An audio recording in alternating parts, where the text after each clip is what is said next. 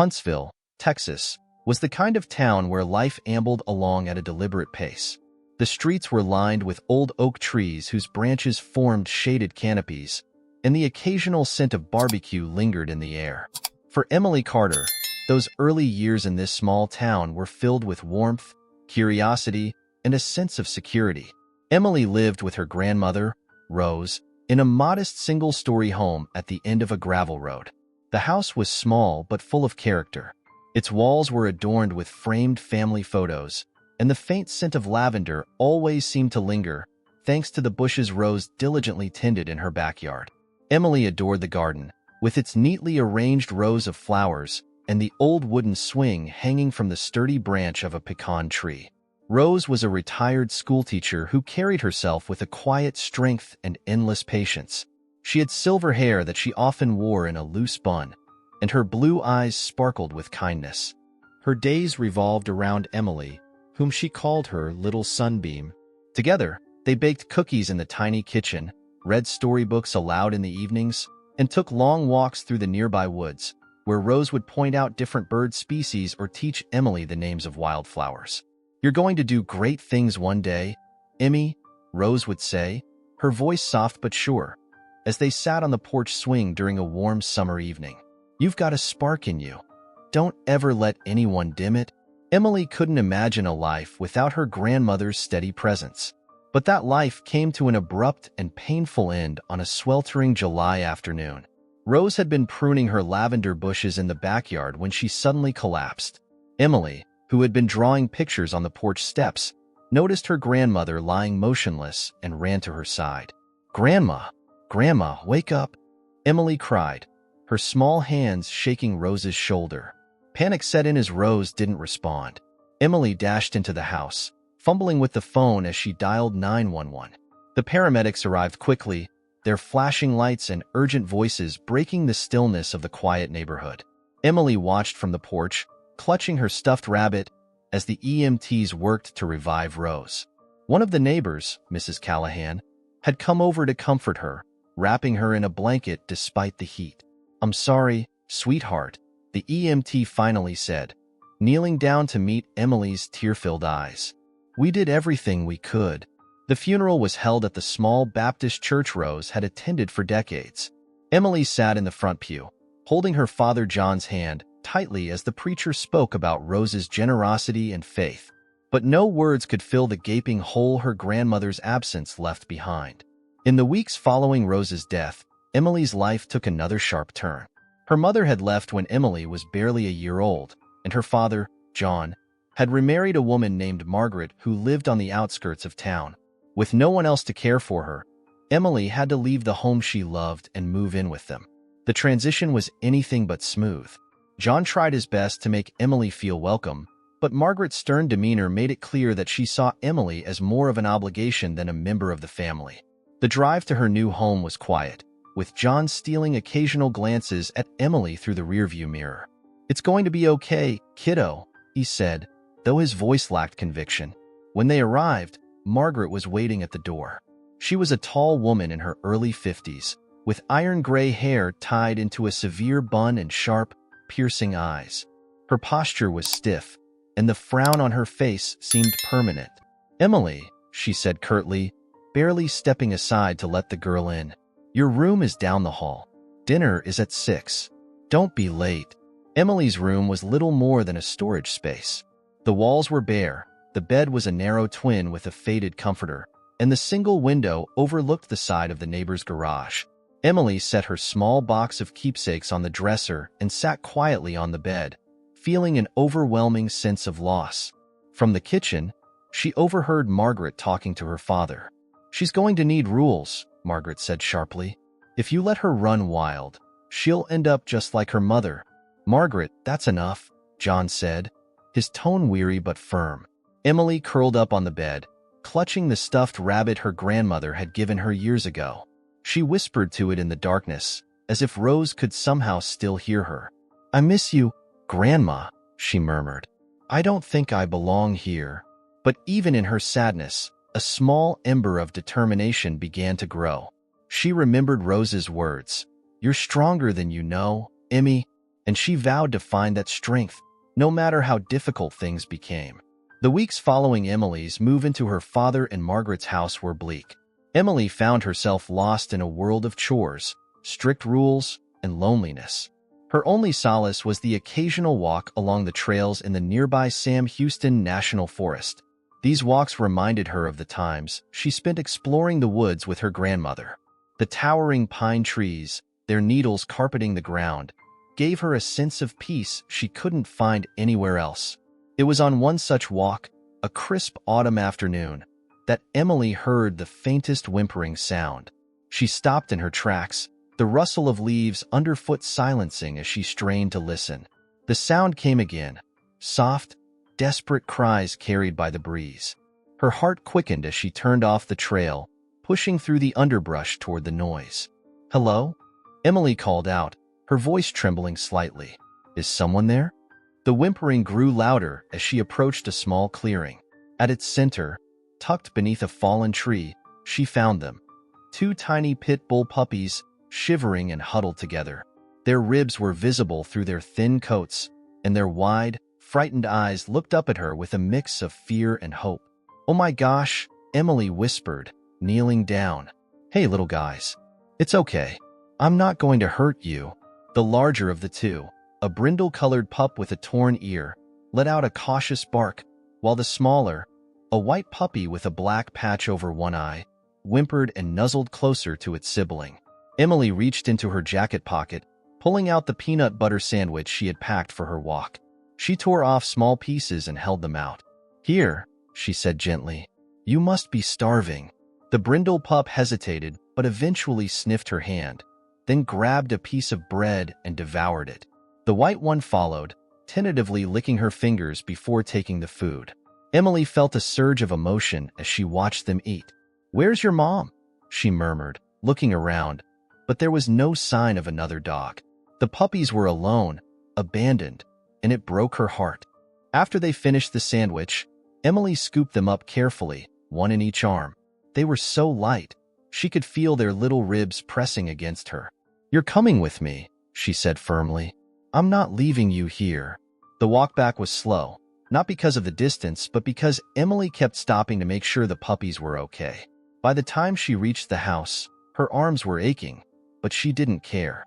Margaret was in the kitchen when Emily walked in, the screen door creaking loudly behind her. "What on earth is that?" Margaret demanded, her eyes narrowing as she spotted the puppies. "They were abandoned in the woods," Emily said, trying to keep her voice steady. "I couldn't just leave them there." Margaret crossed her arms, her expression icy.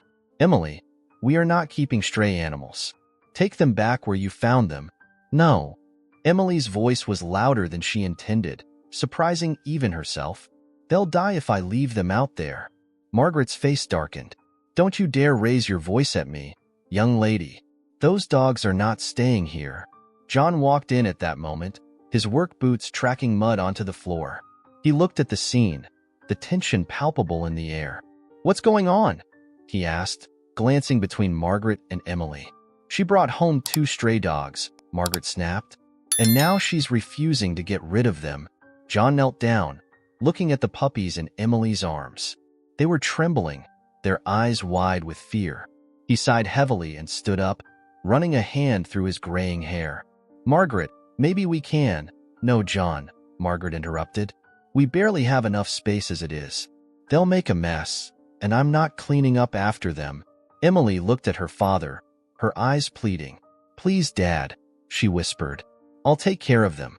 You won't even notice they're here. Just give me a chance." John hesitated, glancing at Margaret, who was glaring at him with the force of 1,000 unspoken arguments. Finally, he turned back to Emily.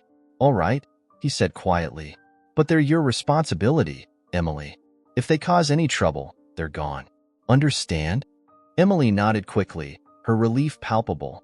"Thank you, Dad."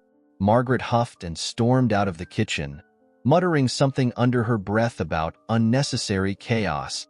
That night, Emily made a small bed for the puppies in her room using an old blanket. She named the brindle one Max and the smaller one Toby. As they curled up together and drifted off to sleep, Emily sat beside them, stroking their fur and whispering softly. "You're safe now," she said. "I promise I'll take care of you." For the first time since her grandmother's death, Emily felt a flicker of hope. Max and Toby weren't just puppies. They were a chance to love and be loved again. And as she watched them sleep, she realized she needed them just as much as they needed her. Life with Max and Toby brought a new rhythm to Emily's days. The puppies quickly became her closest companions, filling her otherwise bleak home with joy and a sense of purpose. They followed her everywhere, bounding after her in the backyard, curling up at her feet while she read, and licking her face whenever she felt down. For a while, Emily felt as though she could endure anything as long as she had them by her side. But life had other plans, and the next blow came without warning. It started as an ordinary day. John had gone to work early at the local lumberyard, leaving Emily to feed the puppies and finish her morning chores. Margaret, as usual, was in the kitchen, grumbling about the amount of dog hair she kept finding. Emily ignored her, focusing instead on the wagging tails of Max and Toby as they waited patiently for their breakfast. "Don't get too attached to those dogs," Margaret said, her voice sharp as a knife. "They're just animals. They don't belong in the house." Emily bit her tongue, unwilling to start another argument. Instead, she knelt down and scratched behind Toby's ears. "You guys are my family," she whispered, her words drowned out by Margaret's clattering dishes. The phone rang late that afternoon, interrupting the tense quiet of the house. Margaret picked it up, her voice curt as she answered. But as the conversation continued, her tone shifted. It softened at first, then faltered. By the time she hung up, her face was pale. "Emily," she called, her voice uncharacteristically quiet. Emily emerged from her room, Max and Toby trotting at her heels. "What is it?" she asked, her heart skipping a beat at the look on Margaret's face. "It's your father," Margaret said, her words clipped but trembling. "There was an accident at work. He didn't make it." The world seemed to tilt. Emily stared at Margaret, unable to process the words. "What do you mean?" she asked, her voice breaking. "What happened?" Margaret sighed, her impatience showing even in this moment. "There was an equipment failure. A beam fell. It was instant." Emily felt the air leave her lungs. She sank to the floor, Max and Toby pressing close to her as if they understood the weight of her grief. Tears streamed down her face, and she buried her head in her hands, overwhelmed by the loss. The days following John's death were a blur of condolences, casseroles from neighbors, and an aching emptiness that settled in the house like a fog. Margaret handled the funeral arrangements with brisk efficiency, but her demeanor toward Emily became even colder.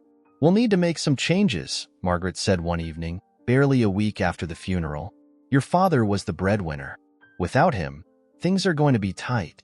Emily sat at the dining table, her hands clenched into fists on her lap. "What does that mean?" she asked, her voice small. "It means you'll have to step up," Margaret said bluntly. "No more acting like a child. And those dogs, they're staying," Emily interrupted, her tone firm for the first time. Margaret's eyes narrowed. "Excuse me?" "Max and Toby are all I have left," Emily said, her voice trembling but resolute. "You can't take them away from me." For a moment, Margaret seemed ready to argue, but something in Emily's tear-streaked face stopped her. With a frustrated huff, she stood and left the room, muttering under her breath about ungrateful children. In the weeks that followed, Emily threw herself into taking care of Max and Toby, finding comfort in their unwavering loyalty. She also began to take on more responsibilities around the house, hoping to keep Margaret off her back. But nothing seemed to please her stepmother. "Why can't you just do things right the first time?" Margaret snapped one day when Emily accidentally burned dinner. "I'm trying," Emily replied, her voice cracking. "I'm doing the best I can." "Well, your best isn't good enough," Margaret shot back, her words cutting deeper than she realized. That night, as Emily lay in bed with Max and Toby curled up beside her, she made a silent vow. She would not let Margaret break her.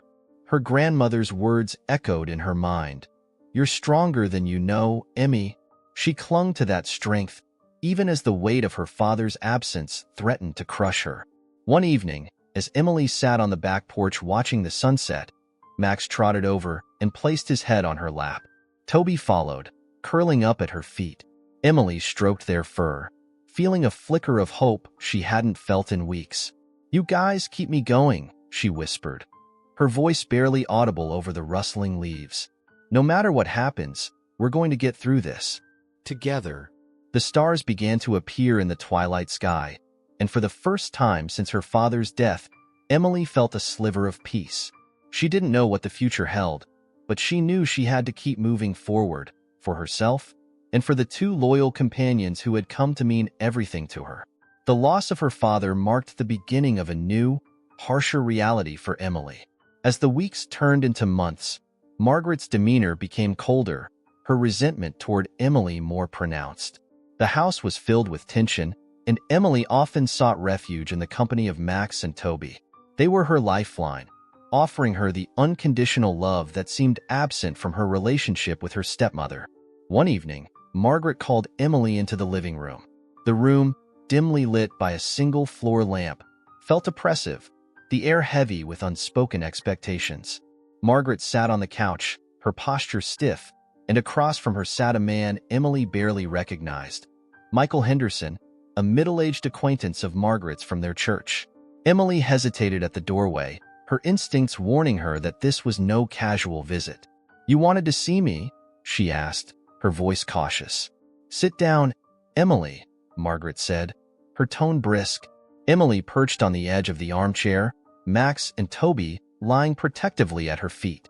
Michael offered a thin smile, though it didn't reach his eyes. He was a tall man with neatly combed graying hair and a polished appearance that felt out of place in their modest living room. Margaret folded her hands neatly in her lap and cleared her throat. "Emily, with your father gone, it's become clear to me that we need to think about your future. You're not a child anymore, and it's time to make responsible decisions." Emily's stomach tightened. "What kind of decisions?" she asked warily. Margaret gestured toward Michael. "Michael has been kind enough to express interest in helping us. He's a successful businessman, and he's willing to take care of you, provide stability, security, a proper home." Emily's heart sank as the implications of Margaret's words became clear. "Are you saying you want me to marry him?" Her voice trembled with disbelief. "It's the practical thing to do," Margaret said matter-of-factly. "You're 18 now. Michael is offering you an opportunity to build a stable life, something I can't provide for you on my own." Emily turned to Michael, searching his face for any sign of warmth or genuine care. Instead, she found a calculated expression, as if she were nothing more than a piece in a business transaction. "I don't even know him," Emily protested, her voice rising. "How can you expect me to marry someone I don't love?" Margaret's expression hardened. "Love is a luxury, Emily. This is about survival. You're lucky to have someone like Michael willing to take you in." "I don't need anyone to take me in," Emily shot back, her fists clenching at her sides. "I can take care of myself." Michael finally spoke, his voice smooth but condescending. "Emily, I understand this is overwhelming, but you'll come to see that this arrangement is in your best interest. I can provide you with everything you need: comfort, security, a future."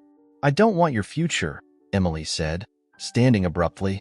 "And I don't want to be part of whatever plan you two have cooked up." Margaret stood as well, her face flushed with anger. "You ungrateful girl. After everything I've done for you, this is how you repay me? You have no idea how hard it is to keep this household afloat." Emily's eyes filled with tears, but she refused to let them fall. "I didn't ask for this, Margaret. I didn't ask to lose my dad, or my grandma, or to be stuck here with you. And I'm not going to let you dictate the rest of my life." Margaret's voice dropped to a cold whisper. "If you walk away from this, Emily, you'll be on your own. Don't expect me to help you when you realize you've made a mistake." Emily didn't respond. Instead, she turned on her heel and left the room, Max and Toby following closely behind. Once inside her bedroom, she collapsed onto her bed, the weight of the confrontation crashing over her. The puppies curled up beside her, their warm presence a reminder that she wasn't completely alone. Over the next few days, Emily avoided both Margaret and Michael. She spent her time walking through the woods with Max and Toby, trying to clear her head and figure out her next move. The thought of staying under Margaret's roof, trapped in a life she didn't choose, was unbearable. She knew she had to leave, but the question was how. One evening, as she sat on the back porch watching the sunset, an idea began to form. She had saved a small amount of money from odd jobs she'd done around the neighborhood, enough for a bus ticket out of town. She didn't know exactly where she would go, but anywhere would be better than here. Emily looked down at Max and Toby, who were sitting quietly at her feet. "We're getting out of here," she whispered. "Just the three of us. We'll find a new place, a better place. I don't know how yet, but we will." The stars began to appear in the twilight sky, and for the first time in days, Emily felt a spark of hope. She didn't know what the future held, but she was determined to take control of her own destiny, no matter the cost. The decision to leave wasn't easy, but Emily knew it was the only way to reclaim her life. With Margaret growing more controlling by the day, Emily secretly packed her belongings into a single worn duffel bag. She included essentials for herself and Max and Toby, food, a small blanket for them, and their leashes. On a chilly morning just before dawn, Emily slipped out of the house, her heart pounding as she quietly closed the front door behind her. The bus ride to Houston was long and tense. Max and Toby rested their heads on her lap, their presence calming her as the miles rolled by. She didn't have a concrete plan, only a vague hope that the bustling city would offer her anonymity and a fresh start. When they arrived at the Greyhound station in downtown Houston, Emily was overwhelmed by the noise and chaos. People rushed past, some clutching suitcases, others talking loudly on their phones. She clutched her bag tightly, her eyes darting around nervously as she tried to orient herself. As night fell, Emily found herself walking through a quiet stretch of the city. The streets were dimly lit, and the occasional car passed by, its headlights slicing through the darkness. Max and Toby trotted beside her, their tails wagging despite the unfamiliar surroundings. She had just withdrawn a small amount of cash from an ATM, enough to buy food and find temporary shelter. She was about to cross an alley when a man stepped out of the shadows. He was tall and wiry, his face partially obscured by a baseball cap pulled low over his eyes. "Hey," he called out, his voice rough. "You got a minute?" Emily froze, her grip tightening on the leashes. "I don't have anything for you," she said, trying to keep her voice steady. The man smirked, stepping closer. "That bag looks heavy. Bet there's something in there I could use." Before she could respond, he lunged forward, grabbing at her back. Emily stumbled back, yanking the leashes as Max and Toby began barking furiously. "Get away from me," she shouted, her voice echoing in the empty street. The man's grip tightened, and he pulled the bag harder, causing Emily to lose her balance. But before he could take it, Max launched himself at the man, his sharp bark turning into a low, menacing growl. Toby followed, snapping at the man's legs. "Damn dogs," the man yelled, flailing his arms as he tried to fend them off. Emily scrambled to her feet, adrenaline surging through her veins. "Max, Toby, come," she yelled, her voice shaking. The puppies retreated immediately, standing protectively in front of her as they continued to growl. The man hesitated, looking between Emily and the dogs, before backing away. "Crazy mutts," he muttered, disappearing into the shadows of the alley. Emily stood frozen for a moment, her heart racing as she clutched the leashes. She knelt down, wrapping her arms around Max and Toby. "You saved me," she whispered, tears streaming down her face. "You really saved me." The encounter left Emily shaken, but it also deepened her bond with Max and Toby. They had protected her without hesitation, proving their loyalty in a way that words never could. As they walked through the city, she held her head a little higher, her fear replaced by a growing determination. She found a small, budget motel that allowed pets and used part of her cash to pay for a night's stay. The room was dingy, with peeling wallpaper and a faint smell of mildew, but it was a safe haven for the night. Max and Toby curled up on the bed beside her, their warm bodies a comforting presence in the otherwise cold room. Emily stared at the cracked ceiling, replaying the events of the evening in her mind. The city was harsher than she'd imagined, but she realized that she wasn't facing it alone. "Thank you," she said softly, scratching behind Max's ears as he sighed contentedly. "You're my heroes." Toby licked her hand, his tail wagging as if to say, "We'll always protect you." The next morning, Emily woke up with a renewed sense of purpose. She knew she couldn't stay in Houston long. Her money wouldn't last, but she also couldn't give up. With Max and Toby by her side, she began making a list of what she needed to do. Find a job, secure a more stable place to live, and build a new life for herself and her dogs. She spent the day exploring the city, stopping at cafes and small businesses to inquire about work. Most places weren't hiring, but one cafe owner, a kind woman named Linda, took pity on Emily's determination. "We don't have much, but I could use an extra hand for cleaning and stocking," Linda said. "It's not glamorous, but it's something." "It's perfect," Emily replied, her voice filled with gratitude. Linda smiled, handing her a paper application. "And those dogs of yours, make sure they behave. But they're good company. I can tell."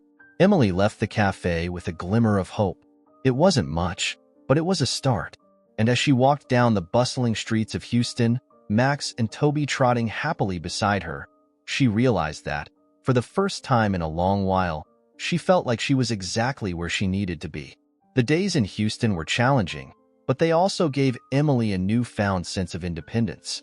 Her part-time job at Linda's Cafe provided just enough money for food and a small, run-down studio apartment she managed to find on the outskirts of the city.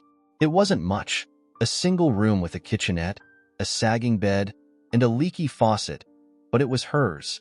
Max and Toby adapted quickly to their new environment, their boundless energy bringing life to the tiny space. Emily often found solace in their company after long shifts at the cafe. They seemed to understand her struggles, their wagging tails and soft nudges reminding her that she wasn't alone. Linda's Cafe was a small, family-owned business tucked between two larger establishments on a busy street. It had a cozy atmosphere, with mismatched furniture and the aroma of freshly brewed coffee filling the air. The regulars were kind, often engaging Emily in small talk as she wiped down tables or refilled sugar containers. One particularly quiet afternoon, Linda approached Emily as she was cleaning the counter. "You've got a good work ethic, kid," Linda said, handing her a cup of tea. "But you always seem to have the weight of the world on your shoulders." Emily hesitated, unsure of how much to share. "It's just been a rough couple of years," she said finally, her voice barely above a whisper. Linda nodded knowingly. "You've got those two dogs, right? I see the way you light up when you talk about them. They must be pretty special." "They are," Emily said, a small smile breaking through. "They're my family." Linda placed a comforting hand on Emily's shoulder. "Sometimes that's all you need." One evening after work, Emily decided to take Max and Toby to a nearby park. It wasn't as vast or serene as the woods back home, but it had enough open space for them to run and play. As the sun dipped below the horizon, casting a warm orange glow over the city, Emily sat on a bench and watched the puppies chase each other across the grass. She thought about everything they had been through together. The rescue in the woods, the confrontation with Margaret, the terrifying mugging in Houston. Through it all, Max and Toby had been her constant companions, their loyalty unshakable. "Come here. You too," she called, patting her knees. Max trotted over first, his tail wagging enthusiastically, followed by Toby, who jumped onto the bench beside her and rested his head on her lap. "You guys are the best thing that ever happened to me," Emily said, scratching their ears. "I don't know what I'd do without you." Max let out a happy bark, and Toby licked her hand as if to say, "We've got you." Later that night, as Emily lay in bed with Max and Toby curled up beside her, she allowed herself a moment to reflect. Life was still far from easy, but she had survived everything that had been thrown at her. And she realized that much of her strength came from the bond she shared with her dogs. They had taught her about resilience, about the importance of finding joy even in the darkest times. And most importantly, they had shown her what it meant to love and be loved unconditionally. "Grandma was right," Emily whispered, stroking Toby's fur. "I'm stronger than I thought." The sound of their soft breathing filled the room, and for the first time in what felt like forever, Emily drifted off to sleep with a sense of peace. Months passed, and Emily's life in Houston became more stable. The cafe job, though exhausting, provided her with enough to scrape by, and her small apartment had begun to feel like home. But one day, while she was wiping down tables during a busy lunch rush, her phone buzzed with a call from an unknown number. She hesitated before answering. "Hello," she said cautiously. "Emily." Margaret's sharp voice cut through the line like a knife. "It's time for you to come home." Emily's stomach churned. She hadn't spoken to Margaret since she left, and she wasn't about to let her back into her life. "I'm not coming back," Emily said firmly. "I have my own life now." Margaret scoffed. "Your so-called life isn't sustainable. You're barely scraping by, aren't you? I know you don't have the means to survive out there forever." Emily's hands trembled, but she refused to let Margaret intimidate her. "I'm doing just fine, Margaret," she said, "and I don't need your help." Margaret's voice turned cold. "Fine. If you want to ruin your life, go ahead. But don't come crawling back to me when you realize you've made a mistake." The call ended abruptly, leaving Emily shaken but resolute. Margaret's words only reinforced her decision to stay away. She couldn't go back to that suffocating life, and she wouldn't let Margaret manipulate her anymore. That night, as Emily sat on the floor of her apartment with Max and Toby, she realized she needed to solidify her future. The cafe job was a start, but she wanted more. A real chance to build a life where she could feel secure and independent. "I think it's time for us to move again," Emily said, scratching behind Max's ears. "Maybe somewhere bigger, with more opportunities. What do you think?" Max wagged his tail enthusiastically, and Toby let out a soft bark, as if agreeing with her. Over the next few weeks, Emily began researching places to relocate. New York City stood out, a place where she could blend in, find better work, and start fresh. It was a bold move, but Emily had learned to embrace challenges. On a quiet morning, Emily packed up her belongings once again.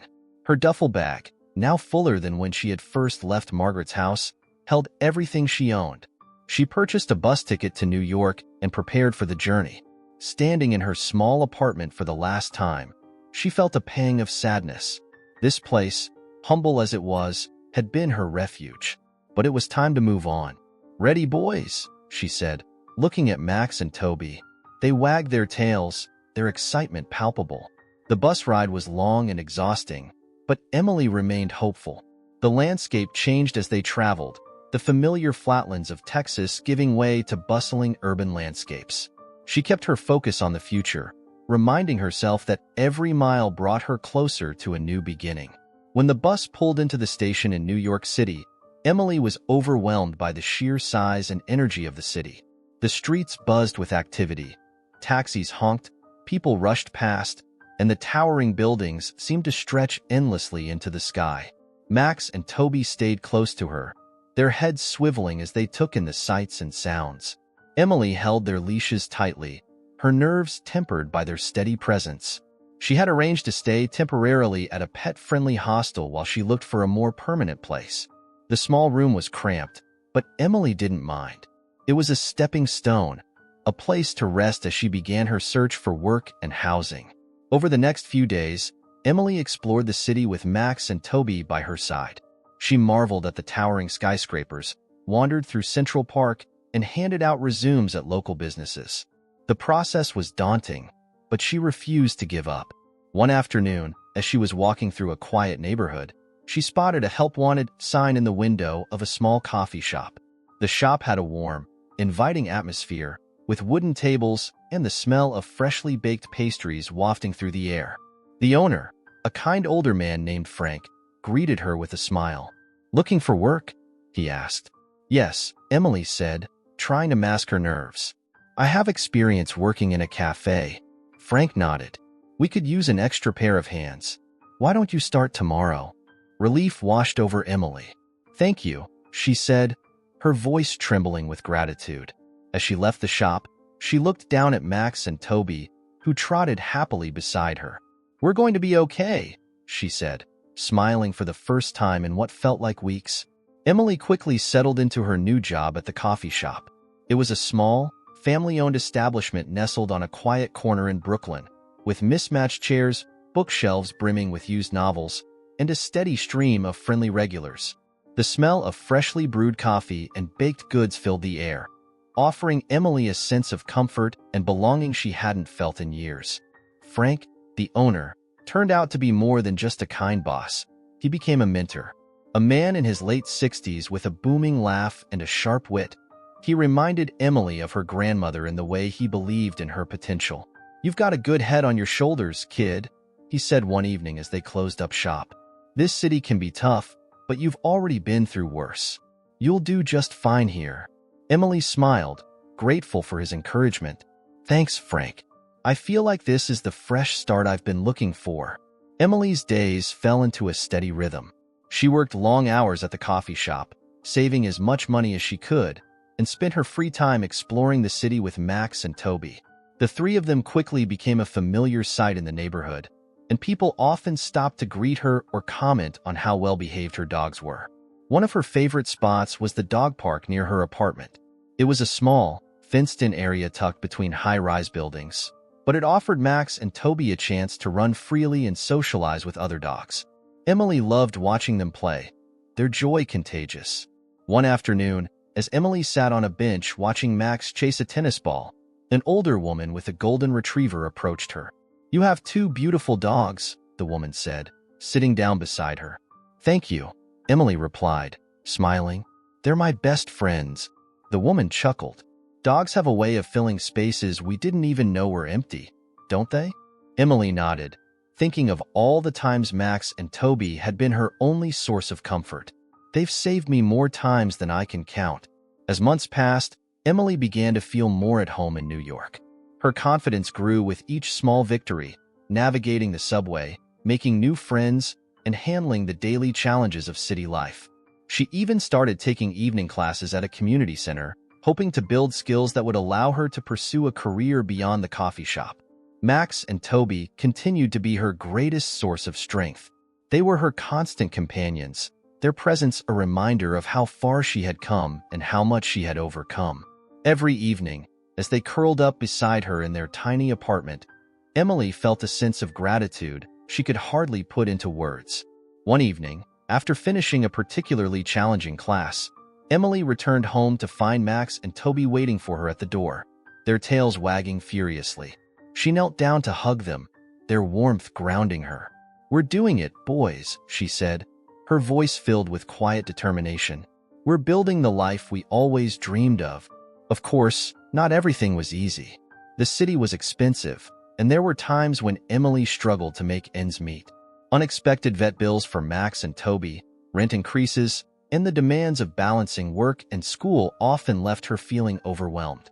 But each time she felt like giving up, she remembered her grandmother's words. "You're stronger than you know, Emmy." One particularly rough week, when money was tight and her workload seemed insurmountable, Frank noticed her sitting quietly in the back of the shop, her head resting in her hands. "Hey," he said, placing a steaming cup of tea in front of her. "What's going on?" Emily hesitated before answering. "It's just a lot sometimes. I'm trying so hard, but it feels like I'm barely keeping my head above water." Frank sat down across from her, his expression thoughtful. "You know, life has a way of testing us when we're closest to breaking through. The trick is to keep pushing. You've already come so far, Emily. Don't forget that." His words stuck with her, and over the next few days, she found the strength to push forward. Despite the challenges, Emily found herself thriving in ways she hadn't expected. The neighborhood began to feel like a community, and she developed close friendships with both her co-workers and the regulars at the coffee shop. Even strangers often stopped to chat with her during her walks with Max and Toby, who had become minor celebrities in the area for their sweet demeanor and loyalty. One day, a customer at the coffee shop struck up a conversation about the evening classes Emily was taking. It turned out he worked for a local nonprofit organization and was impressed by her story. "We're always looking for passionate people," he said, handing her a business card. "If you're interested, give me a call." Emily stared at the card after he left, her heart racing. It was the kind of opportunity she had been dreaming of, something that could lead to a career where she could make a real difference. As she walked home that evening, Max and Toby trotting happily beside her, Emily felt a renewed sense of purpose. For the first time, The future didn't feel like a daunting unknown. It felt like a promise. The business card from the nonprofit organization sat on Emily's bedside table for days. She turned it over in her hands repeatedly, wondering if she was ready to take the leap. The thought of leaving the coffee shop, a place that had become her haven, was daunting, but deep down, Emily knew she wanted more. Max and Toby, ever attentive, seemed to sense her hesitation, often nudging her with their noses as if encouraging her forward. One evening, after another long shift at the cafe, she sat down at her small kitchen table, the card in front of her. Max lay at her feet, while Toby rested his head on her lap. "What do you think, guys?" she asked, stroking Toby's fur. "Do we take the chance?" Toby let out a soft whine, and Max barked once, wagging his tail. Emily laughed despite herself. "I guess that's a yes." The next day, Emily called the number on the card and scheduled an interview for later that week. The office of the nonprofit was located in a bustling part of Manhattan, far from her quiet corner of Brooklyn. On the day of the interview, Emily felt a mix of excitement and nerves as she navigated the crowded streets with a folder of her resume and class certificates tucked under her arm. The office was warm and inviting, with colorful posters on the walls showcasing the organization's community programs. Emily was greeted by a woman named Sophia, who led her to a conference room. "So, Emily," Sophia began, scanning her resume, "tell me about what inspired you to apply for this position." Emily hesitated for a moment before speaking. "Honestly, it's my dogs," she said, surprising even herself. "Max and Toby saved me in more ways than one. They've taught me about resilience and unconditional love, and I want to bring that same sense of hope and support to others." Sophia smiled. "That's beautiful. And based on your background, I think you'd be a great fit for our community outreach program." By the end of the interview, Emily felt more confident than she had in years. As she left the building, stepping into the bustling city street, she allowed herself to hope.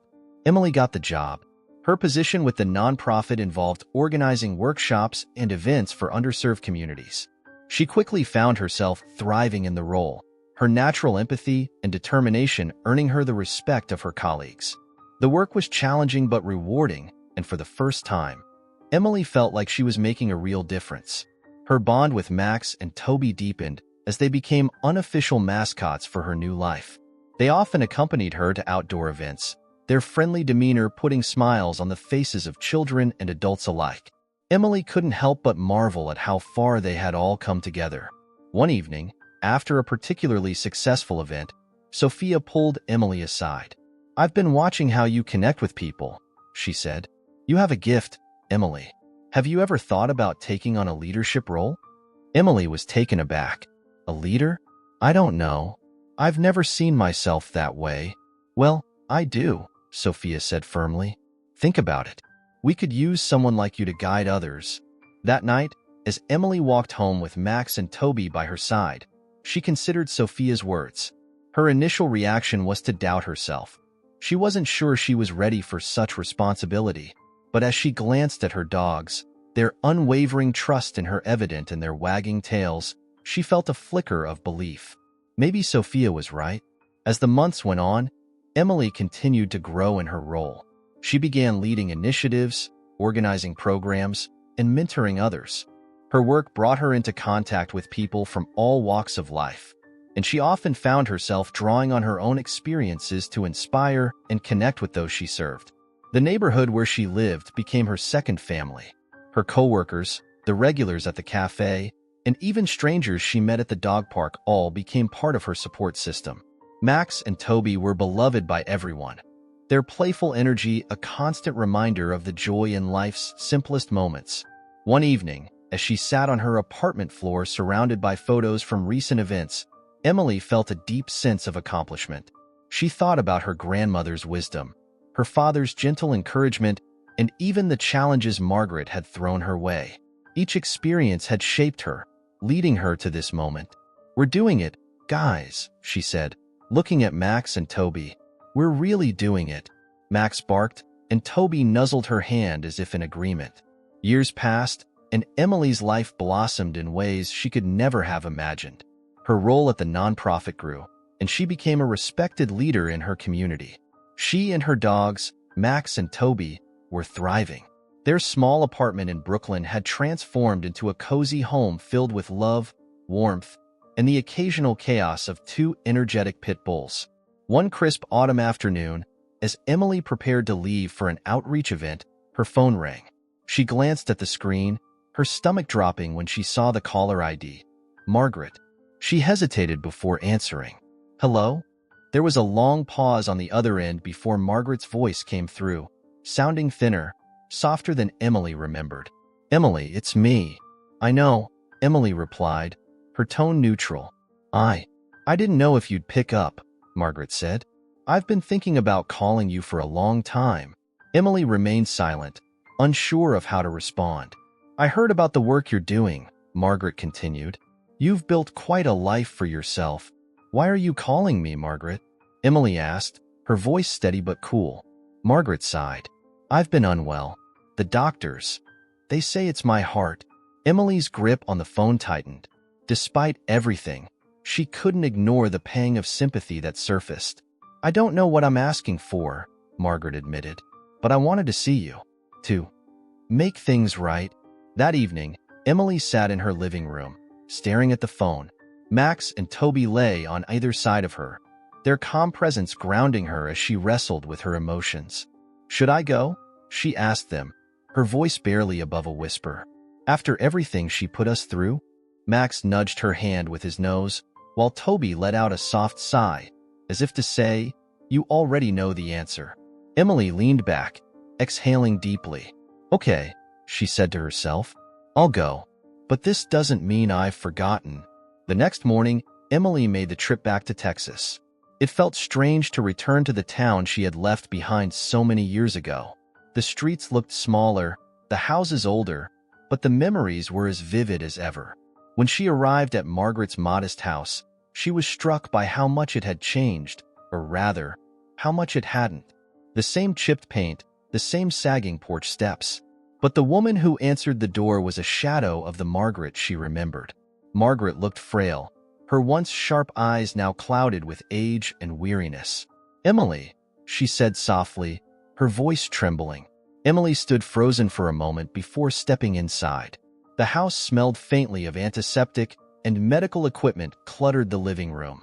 I wasn't sure you'd come, Margaret said as she eased herself into a recliner. I almost didn't, Emily admitted, sitting across from her. Margaret nodded, her gaze dropping to her hands. I deserve that. I deserve a lot worse.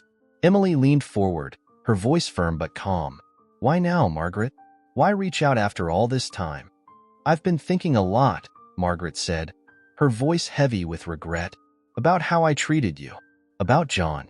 I was so caught up in my own fears and pride that I couldn't see what I was doing to you. Emily's jaw tightened. You made my life unbearable, Margaret. You tried to control me, to make me into someone I'm not. And when I needed you most, you weren't there. Tears welled in Margaret's eyes. I know, and I'm sorry.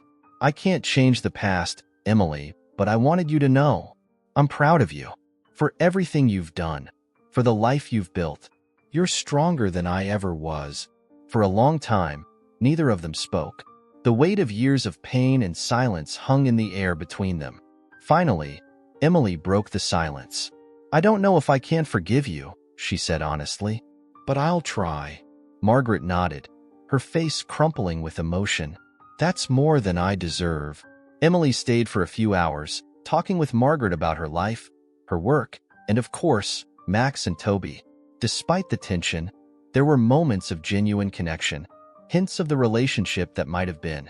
When Emily left, she felt lighter. The visit hadn't erased the past, but it had given her a sense of closure she hadn't realized she needed. Back in New York, Emily returned to her life with a renewed sense of purpose. She knew she couldn't change the hardships she had endured, but she also knew those experiences had shaped her into the person she was today. A person who was strong, compassionate, and unafraid to face life head-on. As she sat on the floor of her apartment that evening, Max and Toby curled up beside her. She whispered, "We've come a long way, haven't we?" Max let out a contented sigh, and Toby nuzzled her hand. Emily smiled, knowing that, No matter what challenges lay ahead, they would face them together. Leave a like, subscribe to the channel, turn on the notification bell, and watch this next story. It's truly heartwarming.